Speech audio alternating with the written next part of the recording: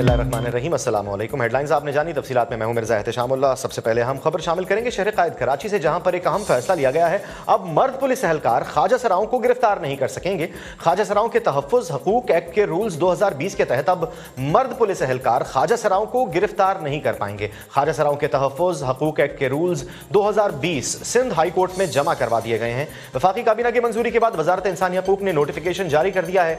नए कानून के मुताबिक अब तमाम सरकारी दफातर में ख्वाजा सराओं की अलहदा कतारें लगेंगी। हज और उम्रे की अदायगी के लिए ख्वाजा सराओं को सहूलियात दी जाएंगी। इस हवाले से वजारत खारजा किरदार अदा करेगी। ख्वाजा सराओं के लिए अलहदा दारुल अमान भी बनाए जाएंगे।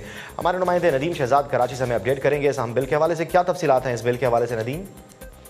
जी, कराची के अंदर ख्वाजा सराओं की तंजीम ने बाकायदा तौर पर एहतजाज किए थे अपने हकूक के लिए। सरापा एहतजाज रहे वक्त और फक्त। इस हवाले से इनकी दरख्वास्त समाज जो सिंध हाई कोर्ट में थी, जिसमें एडवोकेट तारक मंसूर एडवोकेट ने दरख्वास्त दायर की हुई थी, जिस पर ख्वाजा सराओं के रूल एक्ट 2020 के तहत इन्हें जिनकी जो गिरफ्तारियों पर इन्हें तहफ़्फ़ुज़ात थे, उस हवाले से अब पुलिस एहलकार मर्द इन्हें गिरफ्तार नहीं कर सकेंगे। उन ख्वाजा सराओं को पुलिस के मुतल्लिका जिन्स का ख्वाजा सरा एहलकार ही गिरफ्तार कर सकेगा।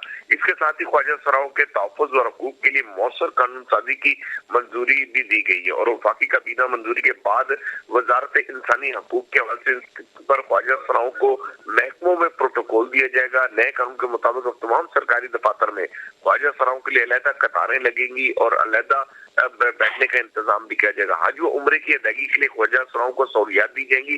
इस हवाले से भी बाकायदा तौर पर प्लानिंग कर ली गई और ख्वाजा सराओं के लिए अलहदा दारुल अमान बनाए जाएंगे, जहां तैयार और मददगार ख्वाजा सराओं को अलहदा दारुल अमान में रखा जाएगा। इसके हवाले से पहले भी ख्वाजा सराओं की नौकरियों के हवाले से भी बाकायदा तौर पर अहकाम दिए गए थे कि इन्हें नौकरियां भी दी जाए और इनके बहुत शुक्रिया नदीम शहजाद तफसीलात देने के हवाले से भी इस पर काफी